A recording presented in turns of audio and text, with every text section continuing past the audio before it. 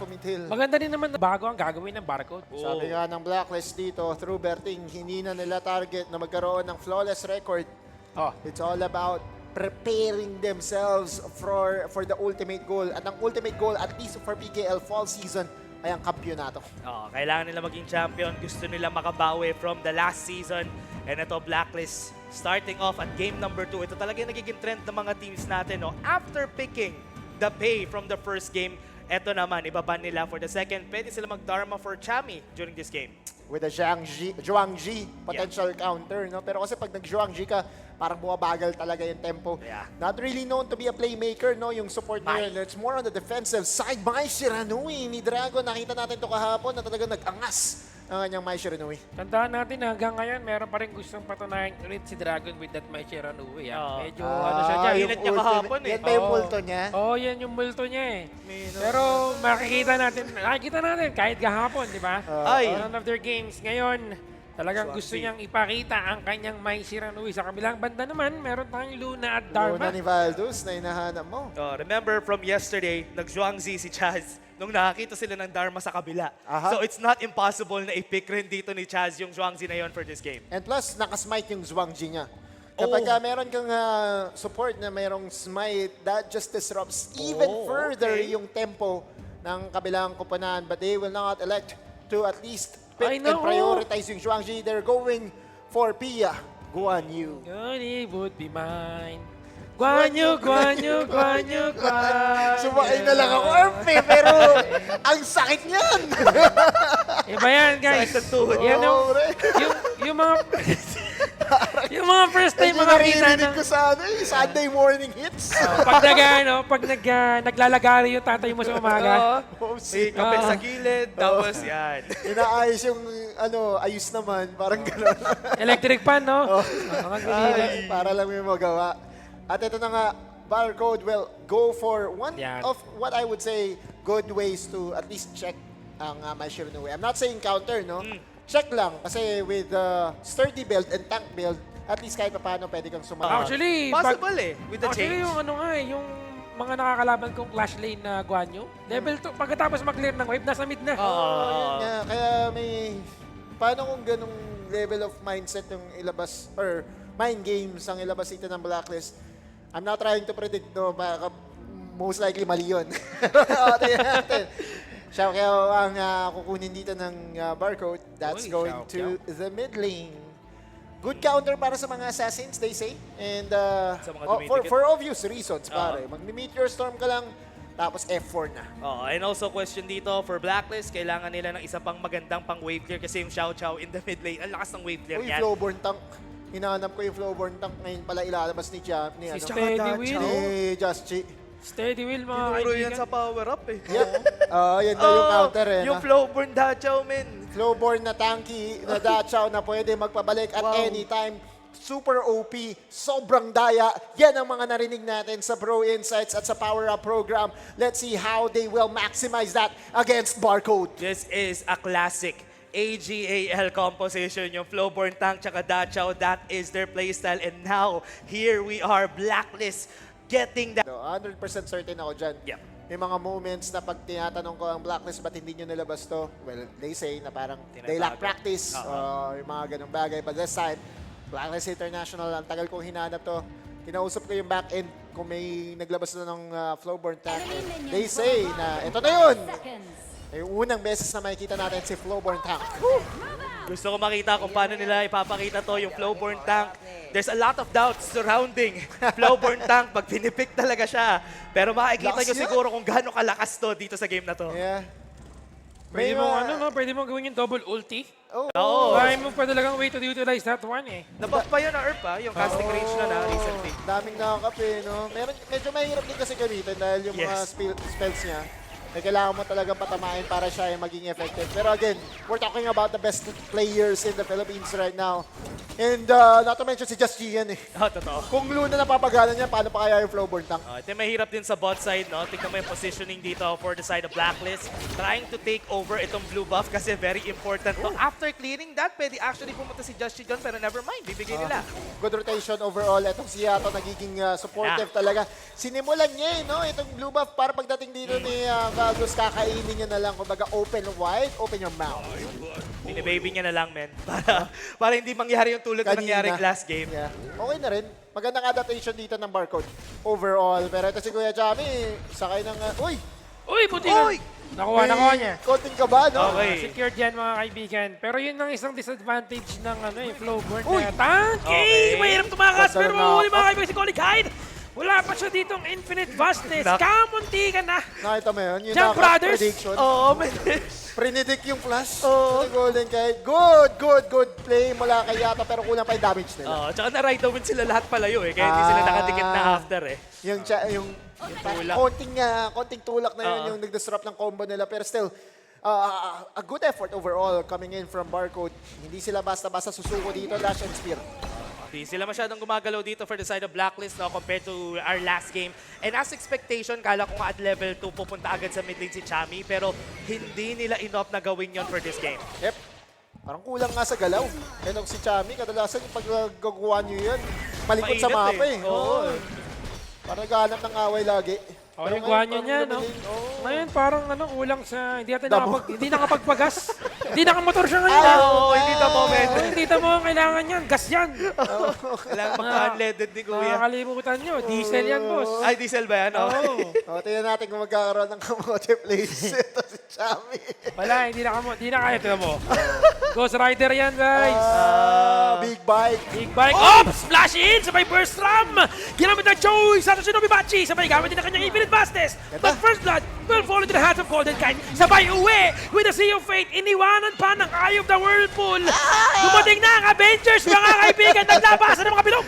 On your left, ika nga, dito Oo. ng Blacklist International. Pero wala na sila inabutan. Wala na. Oo nga eh. Kumbaga, umuwi na yung mga forces si Thanos. Late na sila and dahil doon si Valdos, dahil kinol niya yung dalawang nasa taas kanina. Ganda. Nakuhanan sila ng blue buff. Very smart play from Barcode. BBV, nung tinanong ko ano yung i-expect kong hero para sa kanya. Apparently, it's the Hoyi. At yun na nga, Uy, Hoyi, kinancel. pinakita niya rito, na-cancel lang yung teleportation. And again, TNT panalo para sa lahat. Ba ng Barcode itong game na to. 25 seconds, may Tyrant tayo nalalabas for this one. Hindi pa built yung Augur's Word niya. So medyo delikado itong next fight natin. Wala siyang blue buff. Oh, wala pa. yung, ay, di, kumain pala siya ng Ninakaw blue buff niya sa eh. kabila. Kumain siya, oo. Nangain ng ibang blue buff. Ayun. Yun yung importante. Magkaroon niya pa rin ng blue buff para sa mga succeeding team fights nga. Red buff ang magre-respawn dito pero more importantly, yung mas masarap na objective yung pagtitripan dito. Uy, Ops, kukuha na. Pero nagmamit na ng ulti mga kaibigan ng si Yato dito. Pero kailangan nila mag-back up a little bit. Aray ko po! Mali! Wrong turn dragon mga kaibigan. Naging no guard. And now, ang next target ay si Joshi. Kaya lang mga katakas pa na ginamit na truth mantra nitong si Chris too. And now, Tyrant is Okay. open for them to take it. Okay na. What, may smite niya? Meron na. Pero Joshi may mag-all in nga ba? Hindi, bigay. Give na. Give it. Wala na rin rason para... Double it. Give it to the next person. Exactly. parang alam ko yun. Oo. Golden kahit nabuo na yung Eternity Blade niya rito pero ang sakit nito kasi ito na yung Aray! Nakap na naman mga kaibigan na binigay sa kanya. Pero Eye of the Whirlpool, Burst Ram. The Avengers, medyo kulang. Hindi umabot. Wala na naman naabutan. Take the L kanina sila for the side of Blacklist. Yung Eye of the Whirlpool, buti na lang hindi nakakaabot. Every time ginagamit ni Kuya Chaz pang zone out sa members ng Barcode. Parang laging late no? Pero si BBV, again, ito yung ano niya signature pick niya, Hoyi daw. Basta may mana. Oo, men. Lagi. Pag may pana kay BBB yan. Yes. Shadow Reaper build para sa kanya, mas mabilis na access to damage. Then again, mas OD yung HP. Diba? Yun lang yung nangyayari dito. Babantayan natin if Blacklist can actually match yung late game potential dito ng Barcode kasi hindi biro ang Luna. Hindi biro ang Hoyi. Hindi, Pagdating ng ano late yun game. Hindi rin biro ang isang Mai Shiranui. Pinagkataon talaga na magkaroon siya ng magandang opening dito. Oo, no? true. Pero ang Mai Shiranui, ano yan eh, parang slowpoke ang kailangan gawin niya dito. And look for the right opportunity kasi pag nagkamali siya isang sablay lang, madudulas yan. Walang ult si Golden Kite ha, sa Op. bot lane. Mag-level 8 na, Burning Sun, baka magkaroon, pre. Meron ng Ult, meron na ditong Blazing Cape. Ito si Ayun, Yoshi. sakto, Nag-level men. Yan lang, ganun lang talaga yung Tumayo gagawin eh. siya onte eh. Oo. Para mag-cooldown eh. Parang yun pala yung inahantay. Tapos saktong Sea of Fate para pauwiin yung kanyang tropa dito on the top side. Mukhang nakakuha ng objective dito ang Blacklist International. But Barcode is not going away. Barcode still taking over the jungle. taste of their own medicine, sabi nga nila sa Blacklist. Kapasok nga ba? Sinusubukan lang nilang bigyan ng pressure dito ang Blacklist, ha? Pero medyo nag-iibang ngayon ang play ng Barcode din. Sabi nga natin, madaling gumaya ng lineup. Yes. Pero yung execution, yun yung tanong. Oo, titingnan natin kung paano nila gagawin to, no? Hindi pa natin nakikita yung potential pare so far kasi ang nakakaagaw dito ng Caps ay Barcode. Although merong konting kalamangan yung Blacklist, that was because of what I would say, yung macro play na meron sila. Pero yung impact ng flowboard, parang wala pa eh. Oo, hinihintay ko kasi na pag pumasok yung Luna, tapos sa kanya naka-target yung S2 niya, yung sinusuntok-suntok siya, yun para yung ma-cancel disrupt. siya midway. Oo. Kaya natin, Naipit halos yata, tabla ha? pa rin. Halos tabla pa rin yung goal natin dito, Spear. Oo nga, iba yung laro ngayon, no? All in, pumasok sa loob, ginamit ang kanyang Chami, convergence ah. para double lang kanyang pag-all in dito. Chami, Ginamit ang Meteor alam. Storm, pero mauhabol yata sa likod! Binanggaan ako! Naku, grabe naman yun! Nanggaling siya sa SM North, pumunta bigla ng Makati. Expressway to Heaven ang nangyari. May paghatid dito si Chami 1. Binaga! Tatlo, wala sa Barcode. Ang layo ng dinaan niya to Skyway nga. Dinala niya ang Barcode and now this one, topside, has been taken down and my parang gusto God. pa nila mag-push. Yun ang Parang- checkpoint na hindi mo pwedeng banta. Ano eh, hindi mo ine-expect. Oo eh. Pero gustong gumawa ng counterplay, pero naalog lang ang utak ni Baldus. Paano mo? And ang layo din kasi ni Valdez doon. Kahit din na nilaban nila yon, sure, fine. Kung malapit si Valdez, pwede siguro silang gumawa ng play. Pero Barcode was electing for Valdez to do the split push, no? Siya yung nasa baba eh. Ang layo niya eh. Also, kailangan nila laging tignan kung nasan si Chami. Pag nawawala siya sa mapa, kabahan na sila, lalo na pag na-takedown na yung tower nila on that side of the map. Overspeeding kasi yan eh. Oo, Lumalap pa siya sa speed limit, kaya Kailang dapat eh, lumalagpas. 60 lang eh. 60 lang ba? Oo. Lagpas na pala. Hindi siya mataas kasi ang CC ng ganyan, di ba? Oo. Hindi naman, muntik pa niya makuha mga kaibigan yung blue buff dito, pero inahabol siya. Oy, talagang gumagawa ng TikTok plays itong si Baldus, Ala, mga yung kaibigan. slide. Tumalon na naman sa loob. Meteor Storm, walang tatama na kahit isa. Minute passes na naman. Palabas ng ating laban. May Sea of Fate sa may gitna ng ating pagbangan dito, pero magkakaulihan nga ba? Nasa loob si Baldus, mga kaibigan, max out. Pero kulang ang kanyang damage dito. Aray ko po, kinagat ng Flaming Palm. With a red and blue buff na nasa kamay ngayon itong si Golden Kite. Kaya niyang mag-burst ng kahit na sinong miyembro ng Barcode. And yun na nga yung gusto nila gawin. Iti-try, i-disrupt ni Just G. Ito si Baldus, hindi niya rin mapatay. Sobrang kunat kasi ng isang flowborn tank. Inakit itong si Valdez, sumunod sa ilaw at alam na natin kung ano ang nangyaring Napasok. Ayan na naman. All in. Ginamit ang Meteor Storm. Kaya lang mamatay nga pa si Josh. Si Josh, buhay pa rin. si Dragon. Pero masyadong malalim si Dragon. Chami, one na naman malapit. Sabi ko sa inyo, overspeeding. Ang limit natin, 60 lang. Nandyan siya, 100. Ayun, end cap pa naman. End cap, huli.